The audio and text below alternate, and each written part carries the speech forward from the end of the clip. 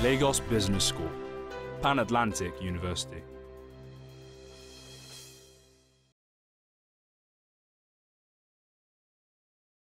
What I did was to try to study the political, social environment from, let's say, 1960 to now or before. What are the changes? What has happened in Nigeria? And where are the milestones? Where can I cut? Where can I draw a line? Obviously, the lines may be arbitrary, but within 5 years or so, you know. So when I looked at, I call the veterans, those that were born before 1955, these people were born in the colonial era.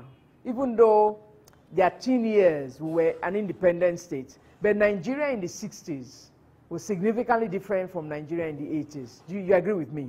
So we already see a difference there. What influenced them? Tradition. These people were still very close to where we are coming from, isn't it? A hard day's work, a hard day's pay comes from a hard day's work. That was all those lovely proverbs and so on we learned. These people came to work with that, to our organizations with that. Job hopping was unheard of. Makes sense, doesn't it? I get my job, I work there, I retire from there. The veterans think that way. So they value stability. They were probably the first generation to work in a corporate environment. In the Igbos, we say, Olu Igbo, isn't it? The white man's work. They were these people. Their beliefs are the beliefs of traditional society. Elders are respected. So we carry that to those who occupy positions. They become the elders in the organization. It's not that they earn respect. We give them respect because they obviously have it, isn't it? Then you now, all those things, but that's the same for them.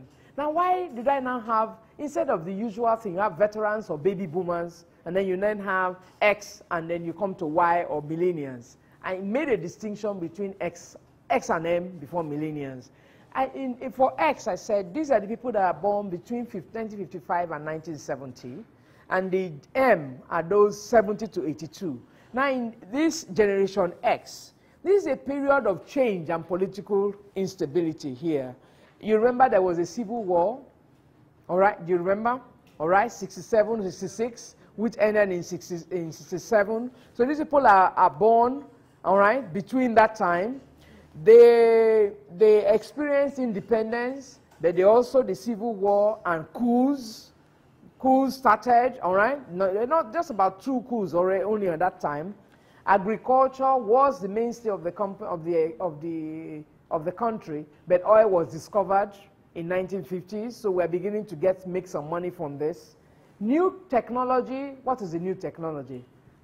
We have TV at home, we have radio, isn't it? But not much more. I want to make that distinction between these people and the next generation, which is the M. Because in the M, you have the oil boom and bust. The oil boom and bust had a significant impact because for the first time, we have organizations actually firing people massively. And now, once organizations have reneged on the contract, the psychological contract, people start having jobs on the side. If you look back, I think of my dad, he never had a job on the side. He was working for Standard Bank, who became First Bank, and that was it. Stability, isn't it? But once there is instability in the system, people begin to think, this work, it may not last so long, isn't it? I have to have something. I have to do this. I have to do that. Then things begin to change.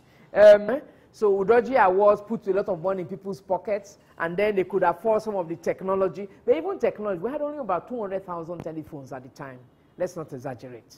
So if you had a phone in your house, you were probably, isn't it? I remember even young, you had TV in your house and neighbors watched, isn't it? They came over to watch TV in your house or you went to watch TV in neighbor's house, isn't it? This is the environment where we see. So for Generation M, you see much more job insecurity than Generation X.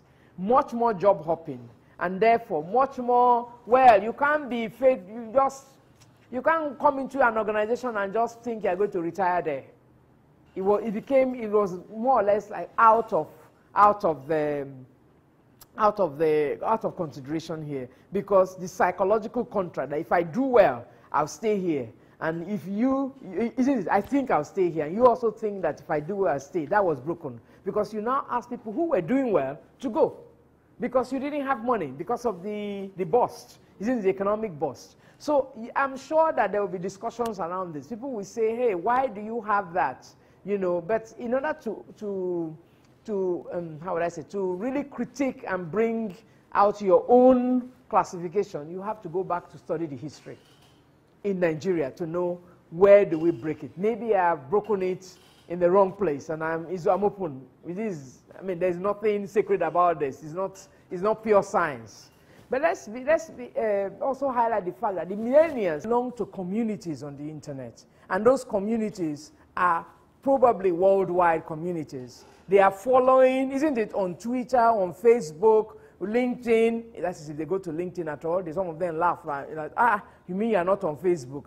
You're not, you know. Even my grandmother is on Facebook. Okay, well done to your grandmother, all right? So they've had a lot of access to the internet. So those are some of the things I would say that define millennials today, millennials in Nigeria. So that we begin to talk, or no, we should not that we begin, that we talk more about the millennials in our own environment and not just the millennials worldwide, because the millennials in Western countries may also have been influenced by certain things that our people maybe didn't go through and were not influenced by. So just in this next slide is just the generations, nothing more. The veterans, the Generation X. If you need, I have more information on that, but let me not take time on this because really this is our focus. They are also called the Generation Y, all right, or the millennials, same thing, but I'll be referring to them as millennials in this presentation.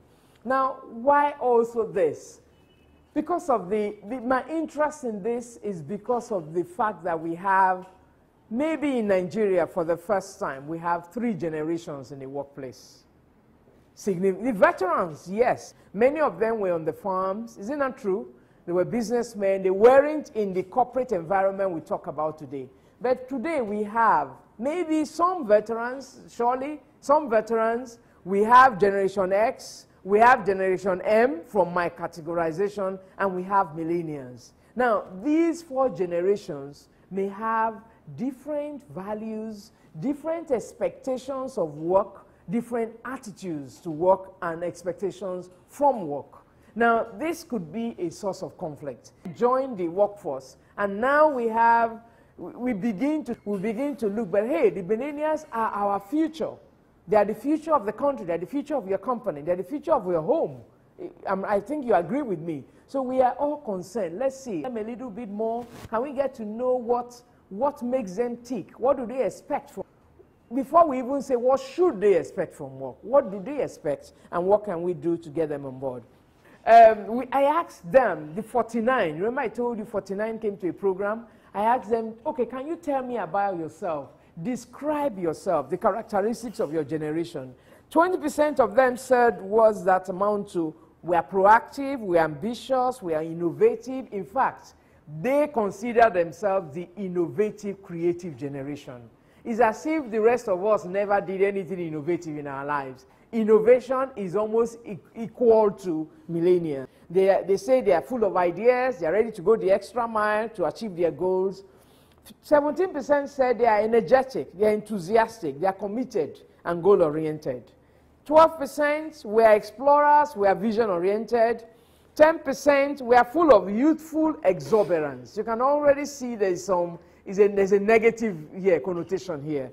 And 8% said, we like to work with state-of-the-art equipment, we are sociable, we are internet freaks. State-of-the-art equipment in the office. If we don't have state-of-the-art equipment, these people are too old. I mean, I remember in one company, actually it was Cadbury many years ago, one young person went to work, not too many years ago, got a job there, working there, and she said to herself, no, she can't stay here. That she wants to go to a company where she can meet her mates. That this place is full of old people, all right? The veterans, some of them are veterans, Generation X's. Now, this place is too serious for her. So she left and went to Oando.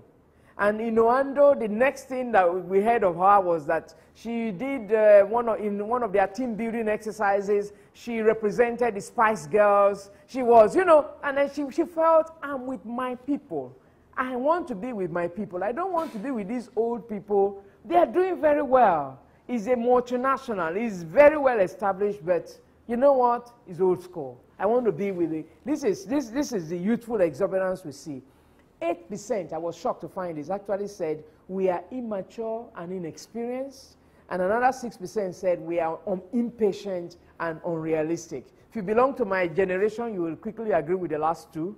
Very quickly, you will agree. Even the other generations, all right? You will agree with the last two before you start coming up. There's a generation Y, actually, a millennial in this classroom right now. My assistant, she's one of my specimens.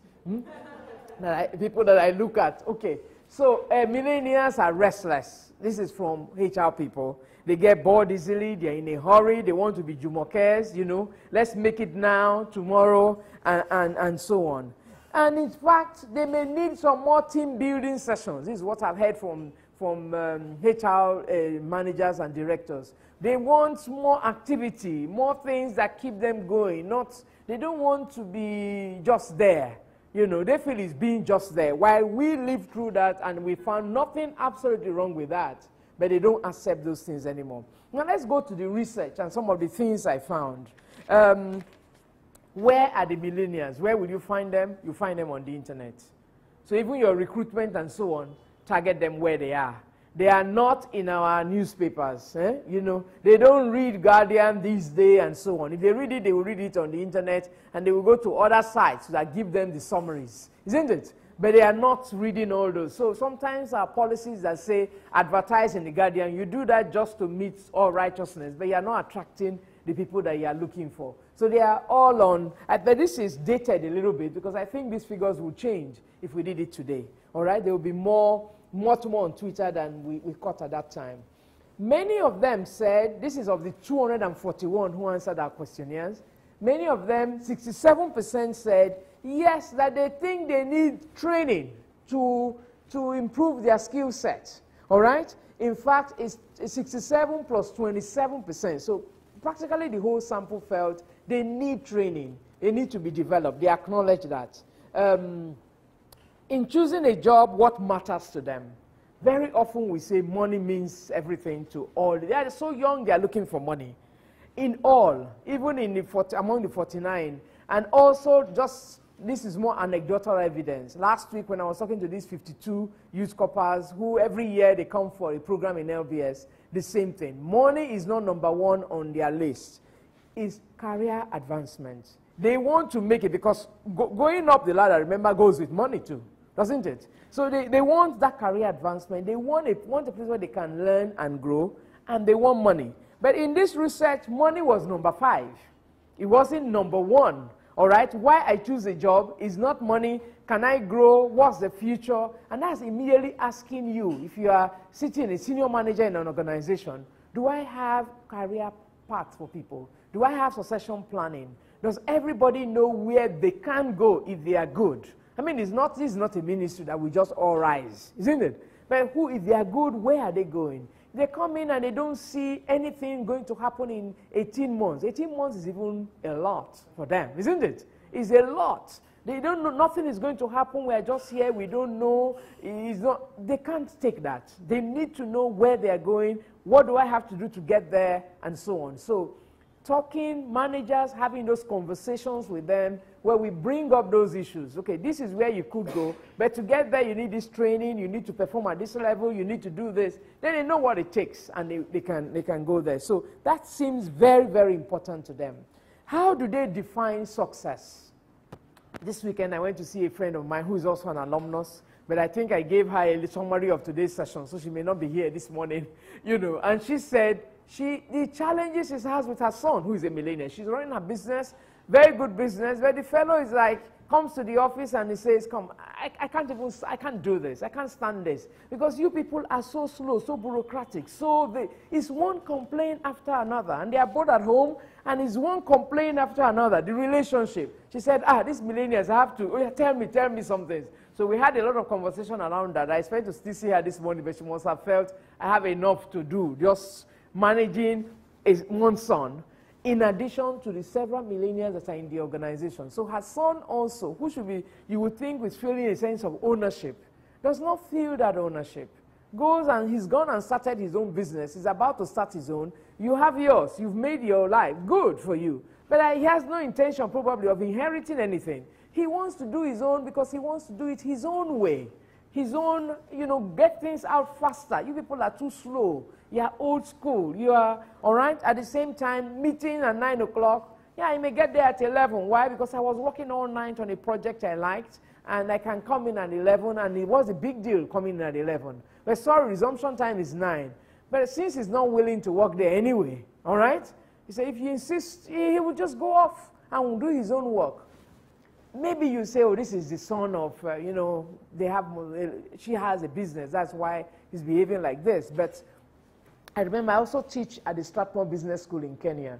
And one HR director shared in class that they hired millennials, all right, management trainees into this bank, Equity Bank, which is one of the top banks in Kenya. And she was shocked. When they came to work, the day they resumed, somebody called her and said, come, please, come and meet this young fellow. You have to talk to him. There's something wrong here. She went to see the young fellow, and he was dressed with jeans, T-shirt. He had his earplugs.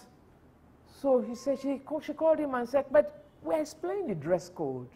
You've gone through the induction already. We explained everything and all. Why are you coming to work like this? And the fellow's answer was, can you tell me how the way I'm dressed will affect my productivity in the office today or whenever?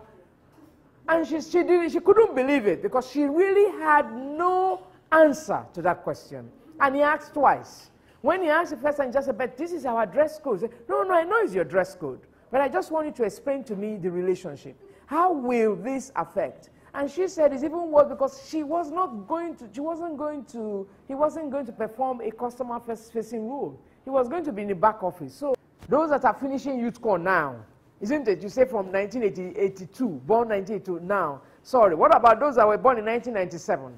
This young lady I was talking to last week that said, I'm so old. She born in 1997. She was born with, by the time she was a teenager, mobile phones were everywhere. Isn't it true? So, internet influence, very different from those that were born in 1985. Do we agree? But we still class them, we still put them together because what happened, what else happened apart from technology that changed? What else happened, to justify our dividing them into two? Something else we should remember is that the millennials grew up in an era of corruption. If you check millennials, you may find that the values are just not there. Why they celebrate Jumoke and all that? Because they say, hey, come on, that's the easiest thing to do. We've been celebrating the wrong people in this country for so many years. They grew up seeing us celebrate them, and now they have those values. I did one of my case studies on GT Bank. We found the managers saying, come on, these young, they lack discipline. They don't come to meetings on time. There were times in GT Bank when we started, impossible. You were there on time for a meeting. I talked to some of the young people. One of them said to me, and you know what the manager has said? He said, oh, these senior managers take little things like punctuality as very important. Little things, isn't it? As very important. They take this, they do this. It's like, so that's a challenge too that they were facing, that we have to get the millennials to, into our culture because of the values, how they grew up. So, we've grown up with certain values. You come to the organization is trying to teach you new ones. It takes. They took so much time to select them. And she felt, these are talented people. We need to keep them. And after hearing all that, he believes he can just come to work as he feels.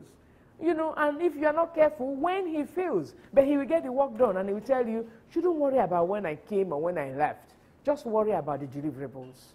But you and I, who are, or I should say I, and my generation, is not only about deliverables. It's when you came and you sign in, or isn't it? And when you left, these are sacred. It's as if the organization is going to crumble if we remove them. Am I saying it right? But for them, it doesn't really matter. Okay, so career success, personal fulfillment is also work-family balance. But it's not, I should say, work-life, because many of them were not even married. But they need time. They want time to do other things. They are not ready to be the organization man or woman that you and I are. And we close so late, and we go through all that traffic and go. They don't want all that hard work. Remember, Jumoke is an ideal, isn't it? Without doing much, you just make it. So we are not going to sacrifice all our hobbies because we have a job to do. We deliver on the job and we get out of there and we go and do other things. They should give us time for our family, for our friends, to hang out. And one of them was actually saying, is in the notes, the research notes I have, that look, even in the office, we may just need a place where like a restroom, but not a convenience. You know, a restroom where you can just go there and relax sometime. Just sleep a few minutes or take off a bit of time and come back to work. And you start wondering, the future of work.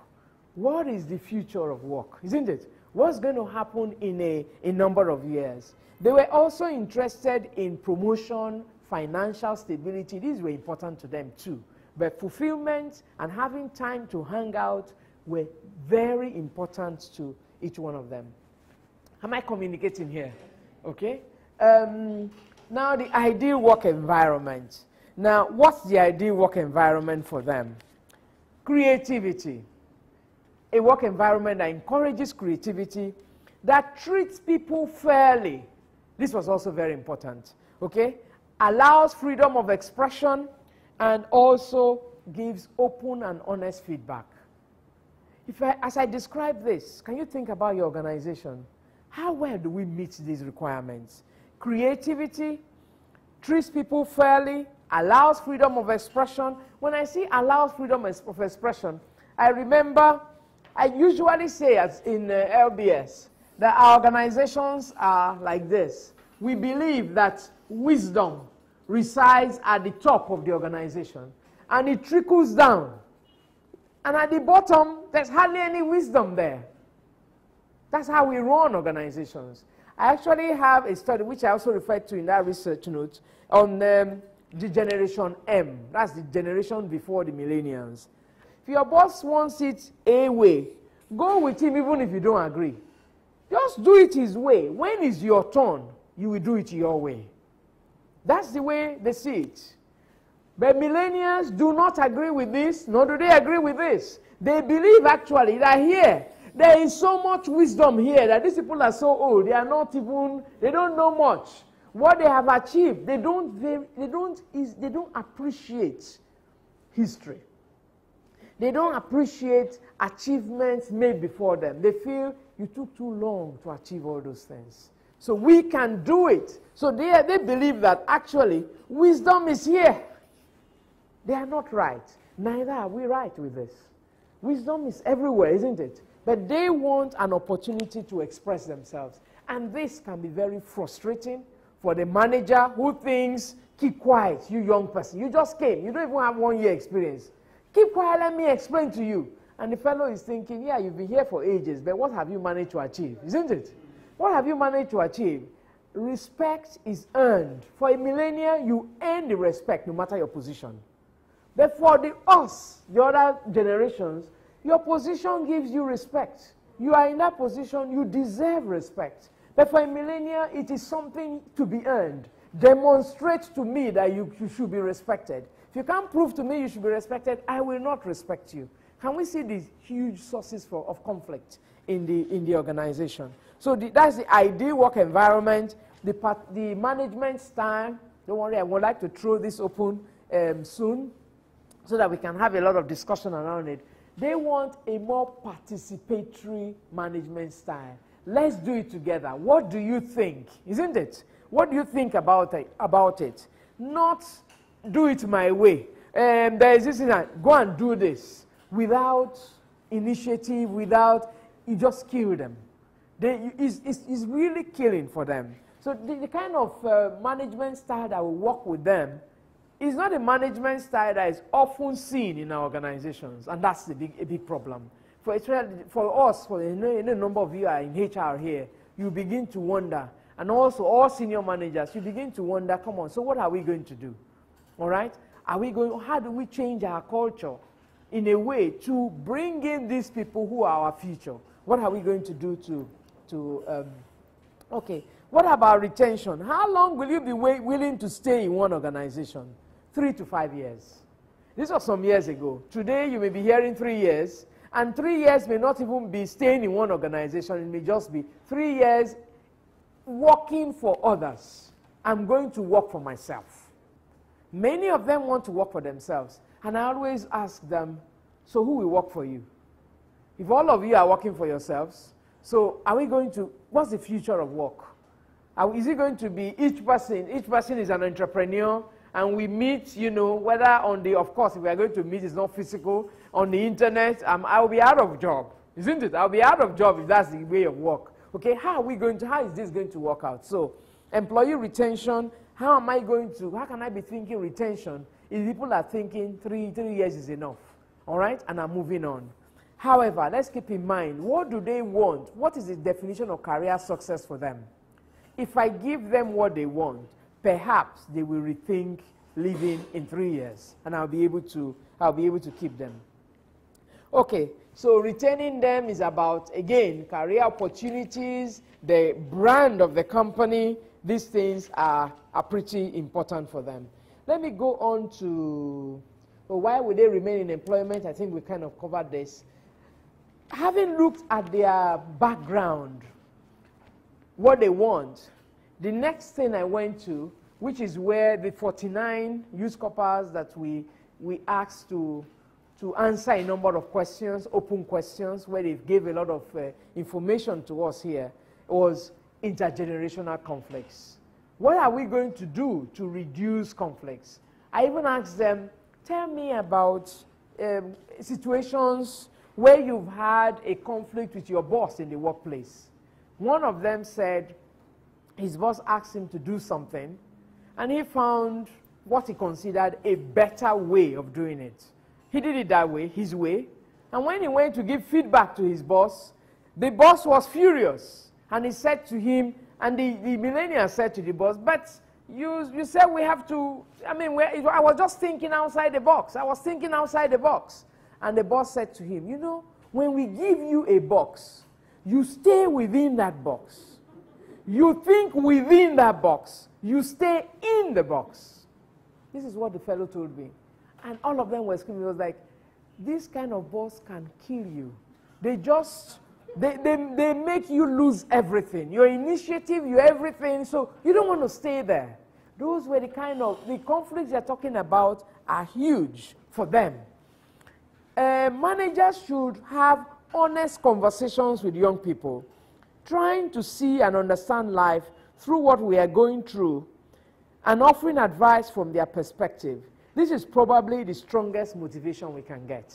Just giving a number of examples here. That is, listen to me, find out my way, give me some advice. I think this one is a very calm millennial that is saying this, isn't it? But listen to me, find out my own way too. Don't have just your way or the highway, isn't it? All that doesn't work with the millennials. Okay, we've got to listen to them. Yes, just yesterday, one of my ex-students, executive MBA, just finished last year.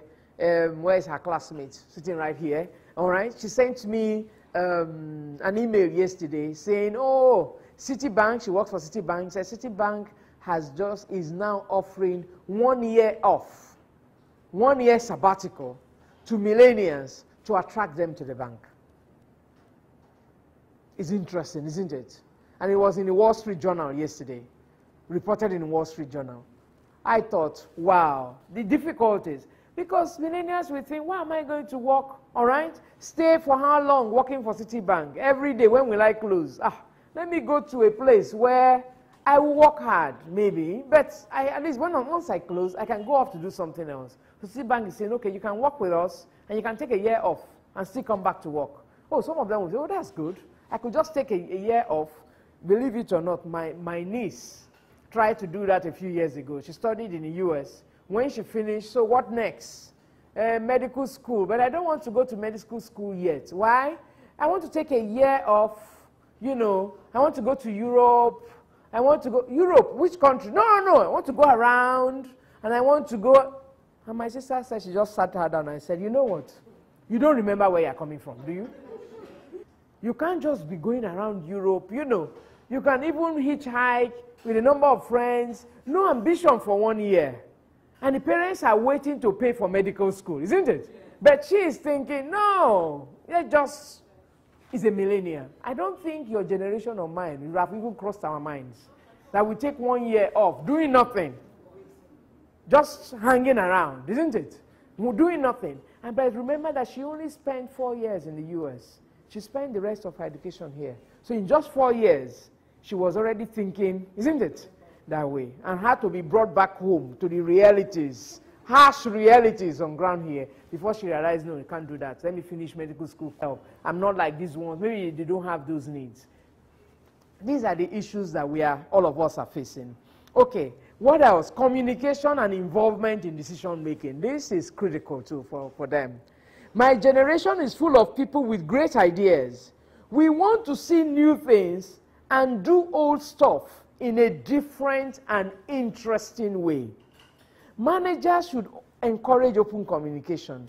This will enable us to voice our opinions and suggest better and more interesting ways of carrying out work. This way, we will find the job more interesting. When I was teaching last week, these youth corpers in LBS, we talked about creativity and all that, and I said to them, you say you are so creative. Can you give me the last brilliant new idea you gave in your organization recently? The class went quiet. I said, you don't have none? But your generation is creative, and mine is not. So where is it? And one person raised his hand and he said, well, you know, it's my generation that built Silicon Valley and this and that. And I said, oh, well, I thought Steve Jobs was one of the people that built. Ah, yes. And yeah. I said, but Steve Jobs is my generation, not yours. And he said, ah, that's true. Ah, yes, but there are some young people, they are this. And they were calmer. Because sometimes there's a lot of talk around this creativity, but you want to pin it down. Okay, when last did you suggest an idea, no matter how small, that was so creative, that was such an interesting way of doing things? That was, isn't it? It would be good to pin it down, all right? And one thing I've seen, which I hope we'll talk about later, is that, yes, they do have ideas, but they lack the influence skills to let those ideas run. They just throw the idea at you and expect you to take it. They don't know how to influence their bosses to see that this idea is a good idea.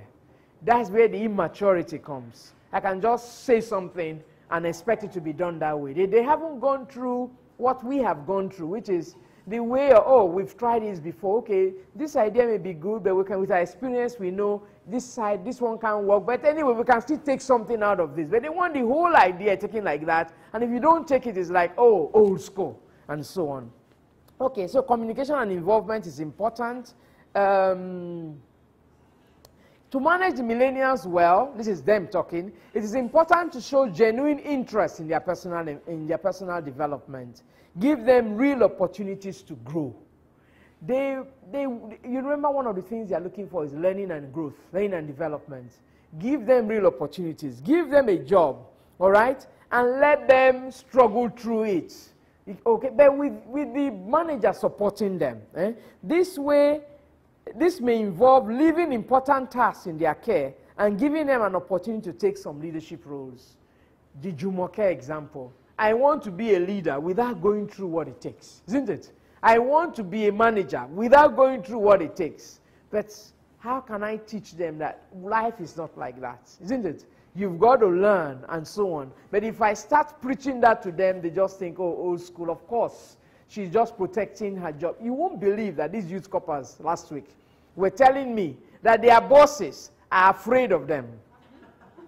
that they are so creative, they are afraid that they will take over their jobs. I couldn't believe it. I had to take them through, but here I can tell you I couldn't believe it. But with them, I couldn't say that to them. I couldn't say, I don't believe it. I had to question and question and question them and said, oh, you think that the overall boss would take you instead of them? Yes, because we have ideas. They are afraid. That's why they don't want to listen to us. They take our ideas and they go to meetings and they say that it was their idea. I said, no, but that's done very often. It was done to me too when I was there. So it was done to you. You know, we had to go through and take them through this. But there are many things we take for granted because the way we see life, remember we said earlier, our values, our expectations of work, our attitude are different from theirs. Different does not always mean better. It's just different. Without making any judgments, all right, as to whether theirs is better or not, let's appreciate them. Another source of conflict. The workplace should be, the work environment should be relaxing.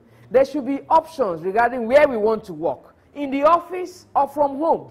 The time, instead of the stereotypical 8 a.m. to 5 p.m., should be flexible. We may want to spend our break time on game consoles, in a music room, or a short restroom.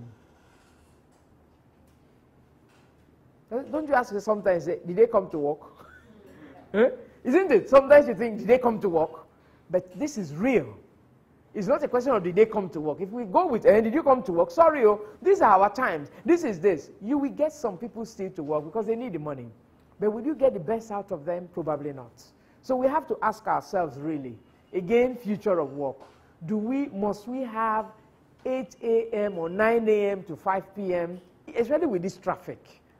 Can't we have staggered times? Some people come in at 7, some come in at 8, some come in at 9, and therefore some close at 4, some close at 5, some close at 6. We will have less traffic if in 3 hours or 4, people are going home instead of all of us closing at the same time and hitting the same road. We will, and that will be helpful, but it requires us to rethink. And with that, even if it's just a choice of starting at 7 or 8 or 9, a millennial may feel better. There is some flexibility here, and they may feel better and may be able to work with us. Now, I think this is very important. Recognizing millennials. Jumoke, bestseller, becomes a model, isn't it? No matter how small the idea is they gave, they want to be praised and recognized for it. They seek praise. Sometimes I wonder if they have enough self-esteem. Because if I'm relying so much on others to praise me, and self-confidence, so that I don't rely so much on praise, now what did they go through? What's their background like? That you have a whole slew of them, so many of them, who rely so much on hearing, oh, that's good, that was great, they need it. They need it. But I would say be careful when you're bringing up your kids, because that's too much reliance on others. It's too much. It's subordinating my own emotional state to others. I'm happy when they recognize me. I'm unhappy when they don't recognize me. But many millennials are at that stage where they need it. And we give it to them even as we teach them to learn to have their own self-esteem, learn to judge your own work and see it's good and be happy with it, even if nobody sees it. But it will take us time to get that across. For now, everybody, I truly believe that the majority of our generation like to look good. We really like being appreciated. But more often than not, we are ignored. So you can see. So you have millennials working and the manager doesn't see anything, comes in, has submitted work. We take good work for granted. Of course, why were you paid? To do good work. So you've done good work. Why am I going to be praising you? Unless it's something exceptional. And the person is thinking, you mean I stayed up and I did this extra and there's no thank you? This is a terrible place to work. You don't value any person because they need the praise. So always saying thank you very much, those 2 words, thank you. I think our managers should learn to use them more often because they work very well with millennials. They are complaining about taking our ideas seriously makes us feel important. Sorry, it's not a complaint this time. Recognizing millennials, we've just finished with this, so let's come to the management style. My generation has a problem with bossy bosses, and we have the tendency to get angry. We do not want to be cheated because we are at the lowest rungs of the ladder. I recommend that managers try to lead us rather than boss us around. It's quite interesting. We're also going to send you copies of these slides. A boss that is respectful, one who does not insult or undermine us, and who recognizes that we have families and we need time to relax with them.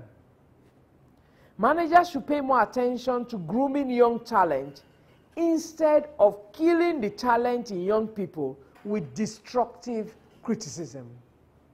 Have you read? This is very, very important. Have you realized this?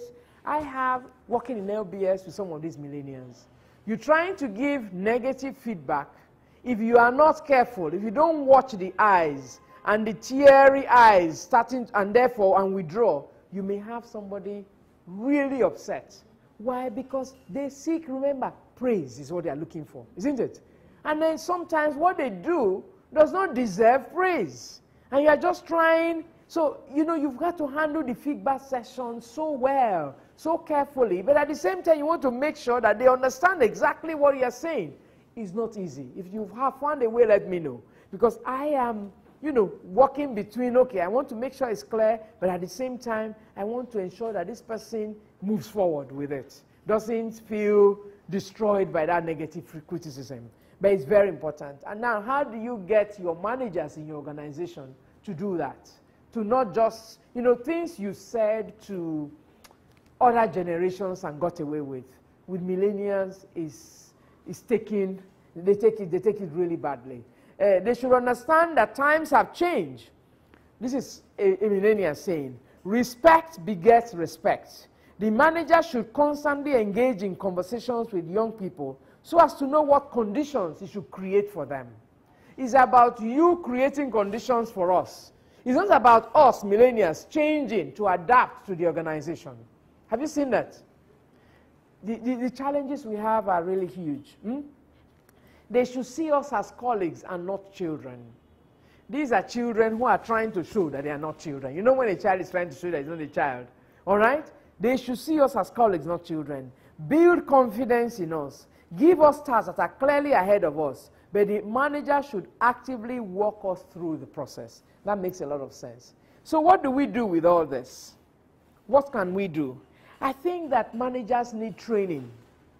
They need training on how to work with millennials, and not a once-in-a-while training. And I'm not talking about a training program that you design and just for working with millennials. Sometimes you can put this training along with other training they are going to have. You know, every training they come for, we do one session on, isn't it, millennials and so on. Because a lot of times they undermine the millennials, and we need them because they are our future. Who is going to run the organization in the future? Who are we going to hand over to? Of course, yes, you have the Generation M before them, luckily, but you still have them coming up, all right? It was interesting that last week when I said to one of them, because she was, I don't know, she was answering a question and asked, and she said, because you know how they talk, eh? You know your generation is out and ours is in. And all this, sitting down in class, and I was teaching them. And she was, you know, this politeness that you don't just say Franca generation is out, right there in the front of, you know, but they can do it. And she did it. And after I said to her, I said, oh, interesting. But in 10 years' time or so, somebody is going to be telling you that your generation is out and that they want to be in. The whole class went quiet. And then one of them said, so soon? I said, maybe not 10, maybe 15 years.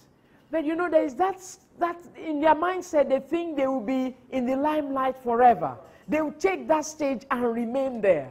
But life moves on. I said, my generation, I'm going out, it's true. But you too, one day you will go out. And they hadn't thought of it. It's incredible. But these are some of the things we have to work in. So training managers to understand them. Training millennials, the onboarding program for millennials. I think that the onboarding program should include a lot of sessions on influence skills. They lack influence skills, but they have ideas. That is true. They have good ideas. But the ideas don't run. They don't let the ideas run the system because they don't know how to influence their bosses so that they can take those ideas. you know, saying, oh, I like the way the meeting went and I like that idea. I was wondering if, isn't it? They don't package it that way. So I just want to tell you, I don't know, they drop something. And naturally, the boss feels, come on, how dare you? How old are you? What do you know? And then you come in and just challenge me. Is that not a conflict? A big one. And who is losing? Maybe the organization. Because maybe what he was trying to say, the millennial, is something that we should be hearing. But the way it's packaged is so negative that we can easily miss it. So a lot of training on so the onboarding programs, soft skills, very important, but I would say specifically influence skills, very important for them. And then creating the context to retain them. You remember all the things around management style, expression, allowing people to speak their minds. Fortunately, there are organizations like that here. I have a case study on GT Bank where, I mean, you can say what, it doesn't matter. You come to a credit meeting and the MD has said, oh, this is a good idea, and you think it's not. You say, I'm sorry, I don't think it's a good idea because ABC. Millennials will work well. They look, and you remember, they want to be with their colleagues. They will look for those environments where they can speak their mind. If your environment is such that they can't speak their mind, they will manage with you to have a job. But as soon as they can, they will run away. They will go to a place where they can, all right, speak their minds. Then finally, how do we engage and retain millennials? Okay? The issues there around career planning, around succession planning, around developing them for specific, you know, things. What's going to happen to you in a year's time when you're in this organization? In 2 years' time, in 10 years' time, what's going to happen to you? 10 years for them looks like a long time. And when I tell some of them that I've been in LBS for 24 years, by the way, last month it was 24 years I joined LBS. One of them, I wasn't even born. You are so old. And they don't even, you know, you can think I'm old, but you don't need to say it to my face. But they do. You are so old. I wasn't even born. Oh my God, you're like my grandmother. I say, yes, I am actually. Yes, I'm like your grandmother. And they're like, oh no, oh no. Then somebody told me, Franca, you shouldn't tell them these things because it will make them feel farther from you and you want to be close to them. I said, but they know the truth. Can't they see my... They should know. Okay, so career planning, very important for them. Something else that was important, that is important I haven't talked about is your company brand. And they consider that very important for working with a company that has a brand. We are known to be, or we are the best in our field. All right? In ICT, we are the best. In this, we are, you know, they like that. So how are you building your brand and letting that brand come true? They also would like money for retention. They like money too. So everybody, is there anybody here that doesn't want some money? We all would like money. But money is not number one. And for most people, money is not number one. When you zero in on money as number one, you lose it all. Because money comes with many other things. And finally, they also would like, and what happens is that a job that's challenging today, once you get over all the challenges, you get bored. And they get bored easily. So what's the next thing? Sometimes it may not be a new job, but there are projects that you get them involved in, but you just, it's like they make you be creative. We have to find creative ways to keep them busy and engaged. Little things they are doing here and there. There's a project team on this, there's this on that, and they are busy. And they're still doing the same job, but they feel, yes, my creativity is being used here and there. Okay, the secret of business is still the same. Find the right people, develop them, and then find ways to retain them, to engage them and retain them. It's exactly the same thing. People make the business, but we've got to find the right talent among these millennials and then develop them and so on. So finding the right talent, developing them and retaining them is critical for the future of our organizations. Thank you very much. I'd like to stop here and let's open this up for discussion.